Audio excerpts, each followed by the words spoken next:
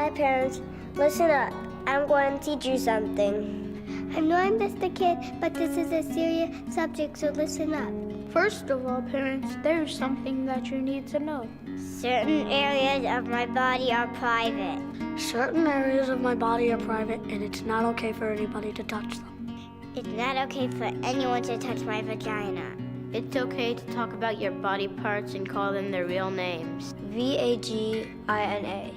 Imagine walking away from a 28-year executive management career in corporate America to pursue your passion of empowering the world, giving them the tools they need to live their dreams. The Living by Design Show with Kathy Holloway Hill. Impactful, informative, empowering. Take a look at a few of the guests that have been on the show.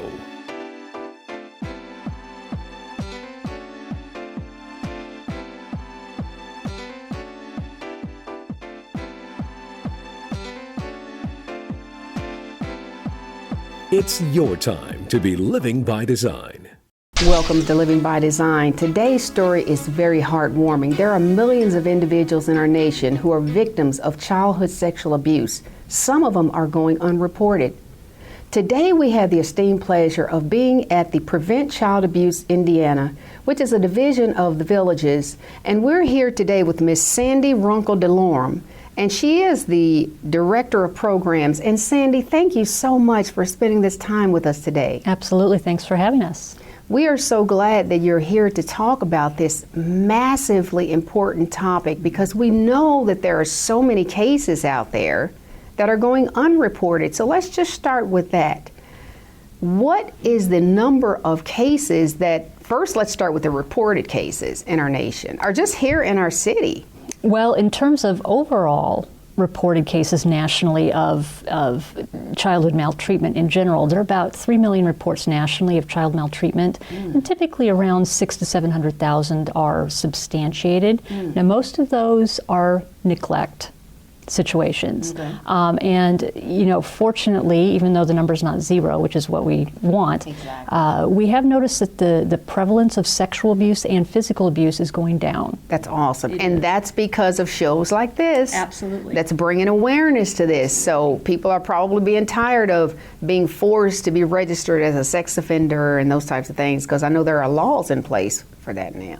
There are, and we'd like to think it's not so much about the consequences that are in play, but more about the primary prevention. So on the front end rather than on the back end. That's true, because I know, and we're going to hear from some individuals today who have some very touching stories. They're courageous to share their journey in the first place, but the stories are just amazing. So I know some of the things that we can do to look for the signs, children can do to help prevent, not be afraid to tell, not be afraid to report. So talk a little bit about some of the things that we teach our children so that we can do some preventative maintenance. Absolutely, and actually I'm glad you brought that up, because really it's not as much about teaching our children, because we feel very strongly, as do most organizations who focus on child sexual abuse, that really it's the adult's responsibility to protect a child,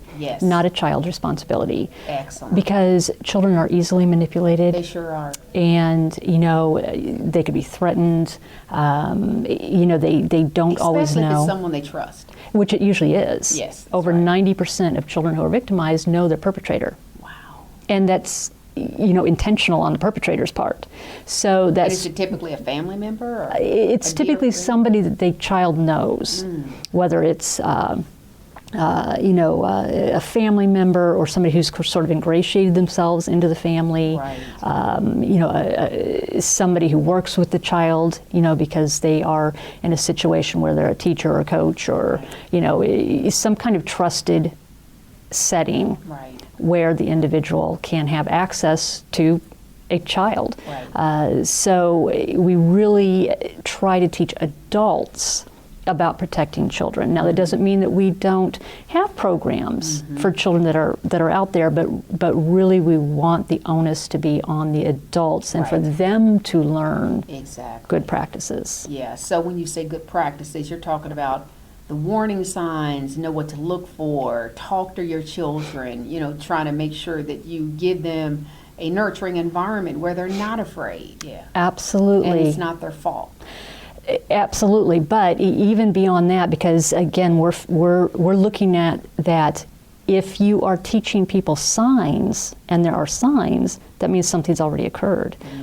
Again, we want to go to the front end and prevent it from happening in the first place. So it's like we want to think of it as a spectrum, where the primary prevention, but yes, we want to teach people signs in case something, were to happen. Slips through, right. Absolutely, but we want to teach about primary prevention. What you said earlier is perfect. If you can start from the get-go, That's right. when the child's an infant. That's right. Just addressing their body parts, using the correct names, not some kind of a cute nickname.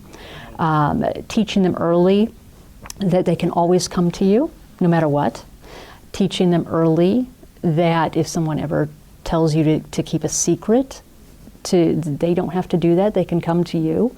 Learning really a lot about your child's activities in terms of their daycares, their schools, their athletics. What kind of policies and practices do these entities have in place to protect children in terms of background checks, in terms of CPS checks, in terms of registry checks, references, what are their policies on one-on-one, because most of the time when sex abuse happens, it's in a one-on-one situation. And what are organizations and such doing to really minimize that? So parents just need to be really assertive in asking their child's schools or whatever, what are the policies that are in place. Excellent. Now here at Prevent Child Abuse Indiana, do you hold classes? How do you help bring awareness to this topic? We're actually statewide, so we travel all over, like you, we travel all over, and we talk to a variety of groups. And actually we have different programs. It's not just focused on sexual abuse prevention, but we have a lot of training programs for kids, for parents, for professionals. We have several councils around the state that do prevention efforts on a local level. We use the media a lot in getting our message across. We do some advocacy, so there's a lot that we can do. Do you see, when it comes to childhood sexual abuse, is it more prevalent in girls or boys, or is it just kind of balanced and even? Well, there's different schools of thought. Statistically, girls are more often reported as victims. Oh, I got you. Okay. But boys absolutely are victims as well. There's some research out there that indicates boys may be less likely to report. Okay. So this is why we need to ensure that education is for everyone. On the flip side of that, women are also perpetrators. Oh, I know. It is not just That's right. men. That's right. So that's another thing that parents need to be aware of. Just because it's a woman does not necessarily mean that she cannot be a perpetrator. Sandy, you have just been a wealth of knowledge. Now, I want you to go ahead and give your website so that if anyone wants to get more information about the organization, that they can. We're going to put it on our screen. Absolutely. It's www.pcain.org. Excellent. Is there a phone number? 317-775-6439. Awesome. Now, there's also a 1-800 number. Okay. That is answered by Connect to Help, and it's 1-800-CHILDREN, and it's answered 24/7. It's an information referral line, so we're happy to also refer to that number. Excellent.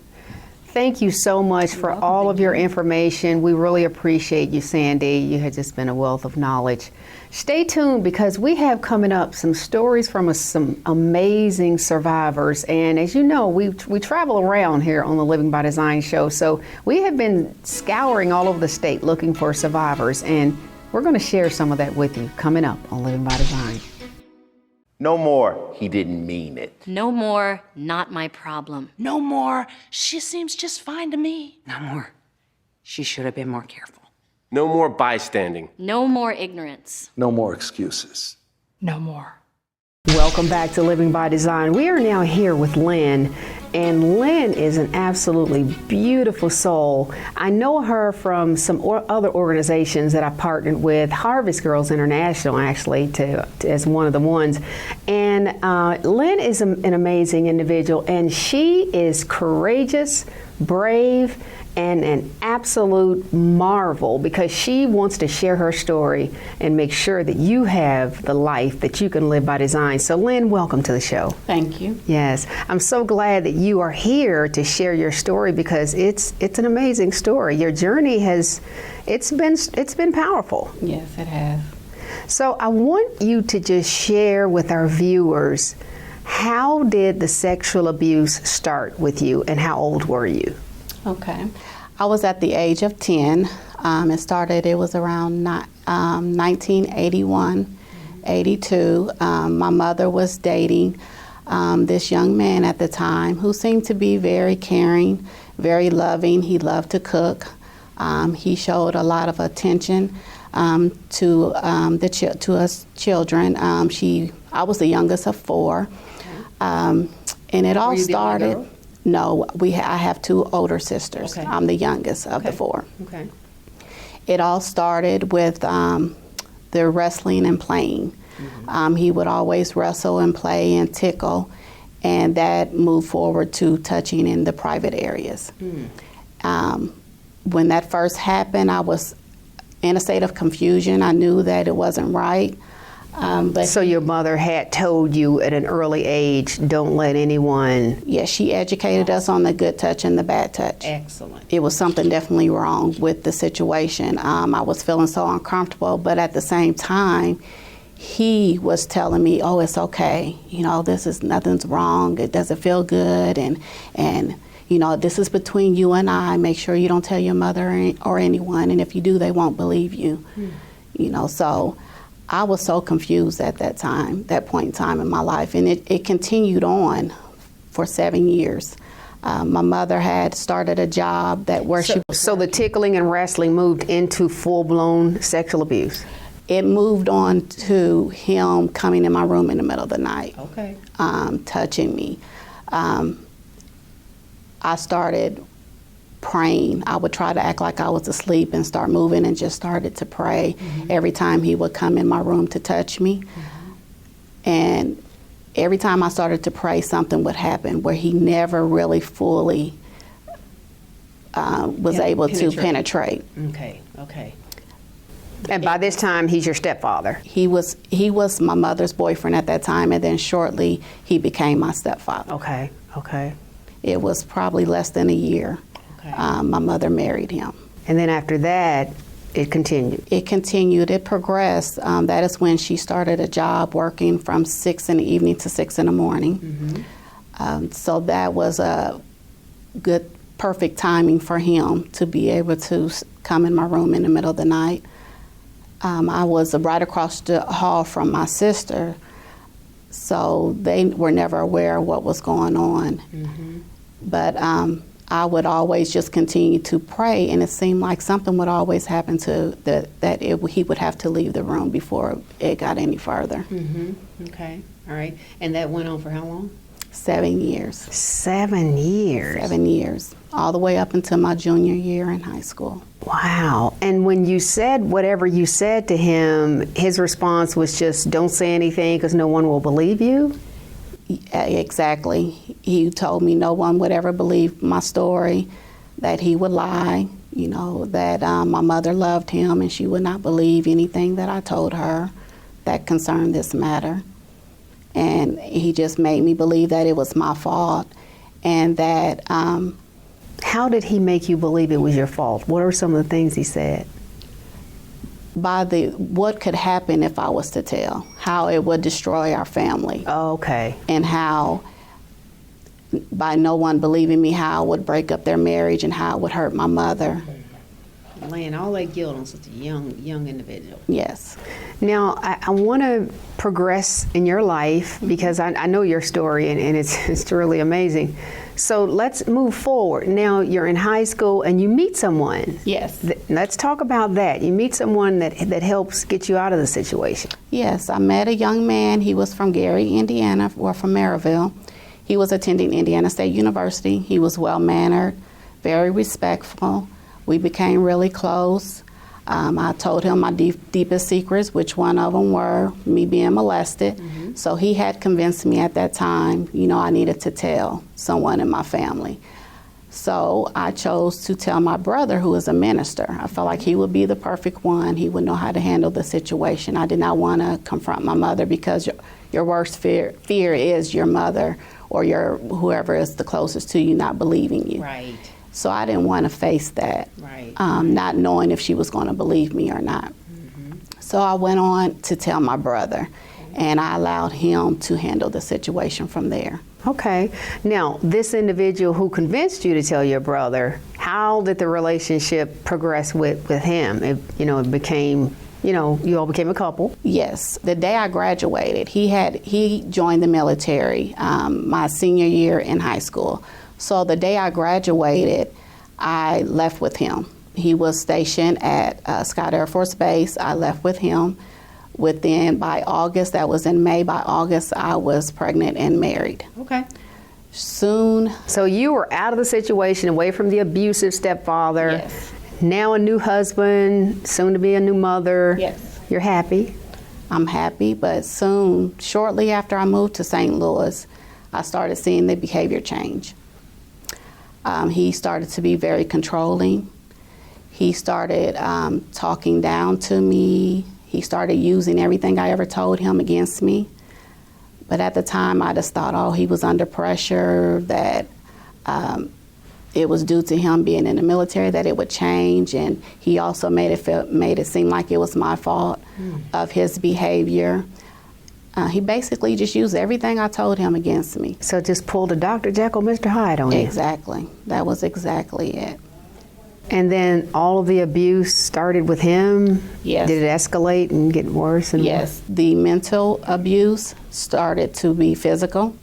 I left several times, but I returned because I was straight out of high school with only a high school education. And a small child. A small child.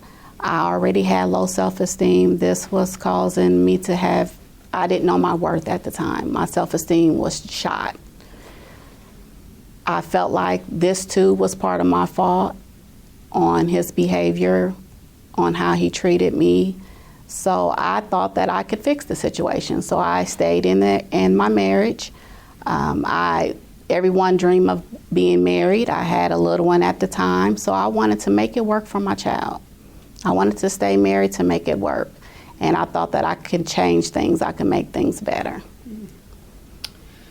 Wow, that's a powerful story. I have to ask you, Lynn, if you had to look in that camera and say something to someone who is in a similar situation, who's had a similar journey to yours, what advice would you give them?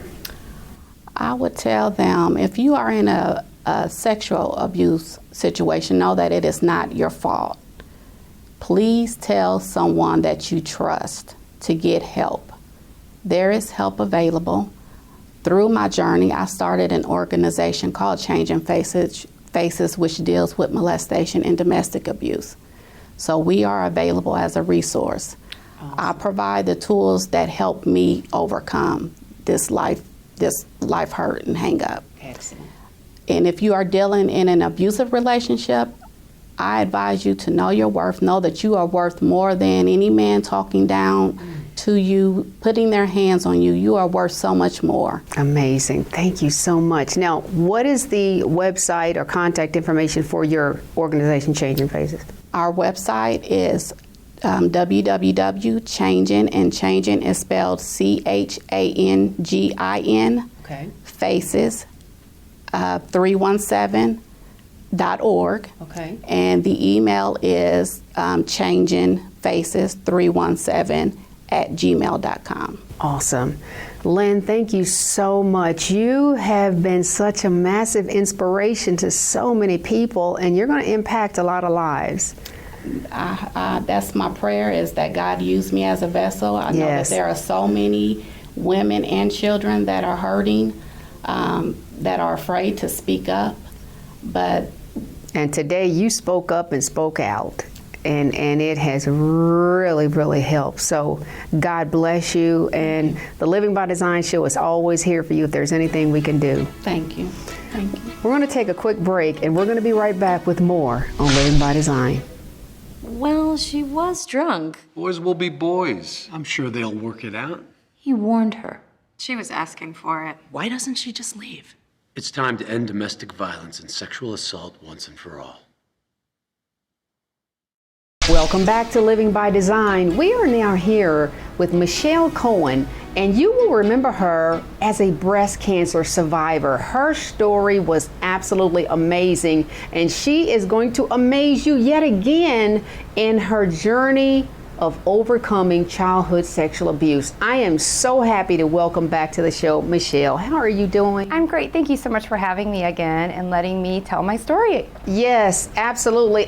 And she was gracious enough to allow us to come to your facility because you are so passionate about telling this story. Absolutely. And we just thank you so much for that. No, I appreciate the opportunity. Yes, there are so many people who need to hear it. Well, you know, my story begins when my daughter was born in 1999, and I was changing her diapers like a week and a half after she was born, and I had a flashback.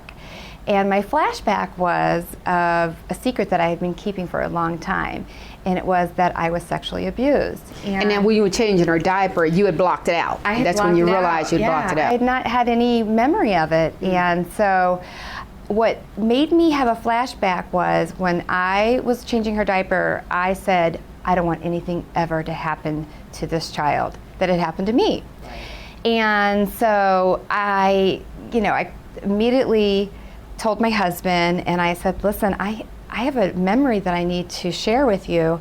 And he was supportive from the very beginning. And I was currently in therapy because I was dealing with an eating disorder. Wow. And my therapist kept saying to me, what do you think is the root of your eating disorder? And I'm like, I had no idea. I just did not let my thoughts go below the onion, the top of the onion. You know, I never peeled it back. And then I had that flashback, and I could not wait to go to therapy that following week and go, I know why I have been afflicted with an eating disorder. And so at that point, it was time to start dealing with the issues of the abuse rather than the eating disorder, because the eating disorder was something that I used to block out the memories of the pain and numb the pain, absolutely, of the abuse.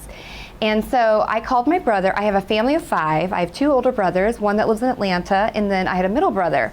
And my middle brother, he had been in a motorcycle accident. Mm-hmm. So unfortunately, he came back from he was a brain injury, and he came back at it like a 5th grade mentality. Okay. And so now, was he the one that actually? He was my abuser, exactly. And so how did the abuse start? Go back to. It started when my parents would go out every Saturday night, and I was 12 years old. Okay. I was in 6th grade, and my brother Jeff, they would leave me in his care to babysit me, and he liked to enact scenes from TV movies that were on TV. This is before cable, and that's how it started. And once I had my flashback of memories, I was able to draw more memories of what we did according to certain movies on TV, because I didn't know what time frame it was. So my therapist was able, thanks to the internet. Now this brother was your biological brother. You both had the same mother and father. Same mother and father, yes, exactly. And the abuse happened over the course of a year. And then when he went to high school, he didn't need me anymore because he had, I guess, a plethora of other women to choose from. So he said to me, keep this a secret or I will make your life hell. And so I did, and because I was Catholic at the time, and one of the Catholic rules is no sex before marriage. Right. And here I was Catholic, and I'm having sex before marriage with my brother. Right. Like that's a double, whammy. So I kept it a secret, obviously, until my flashback.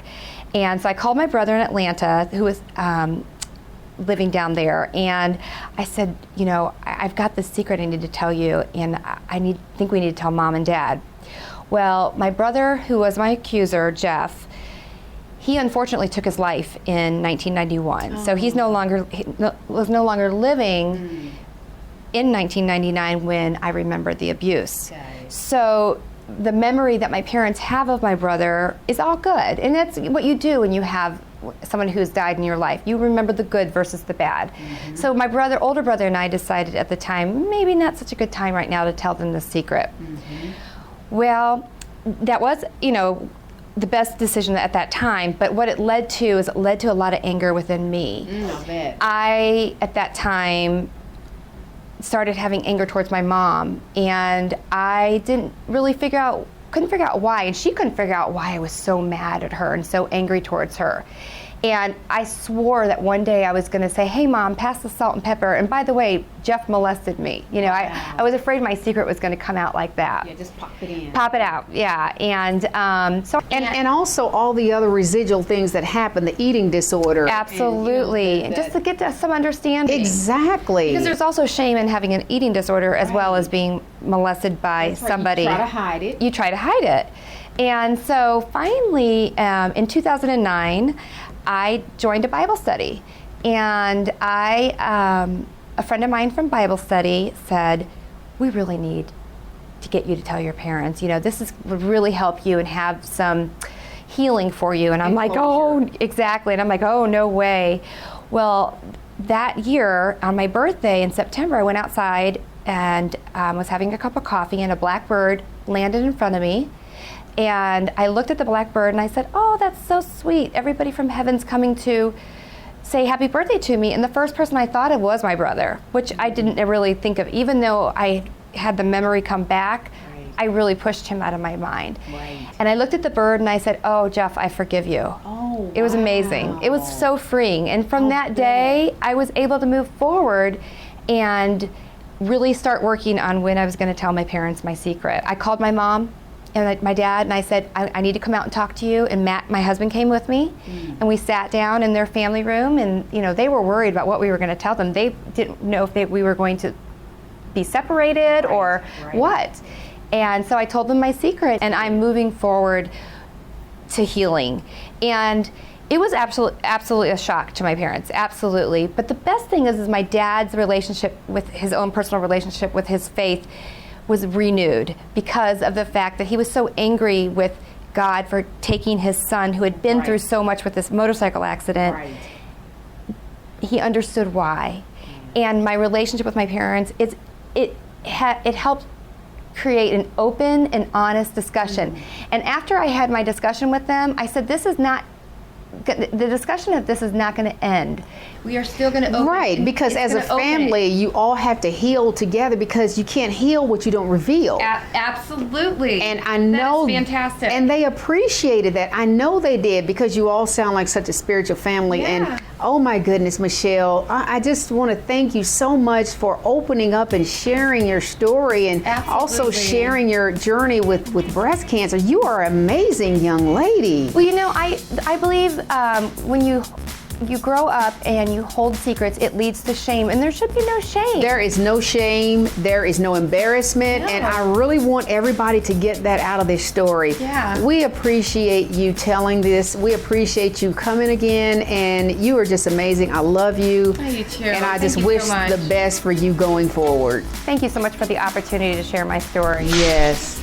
Join us next week on Living by Design.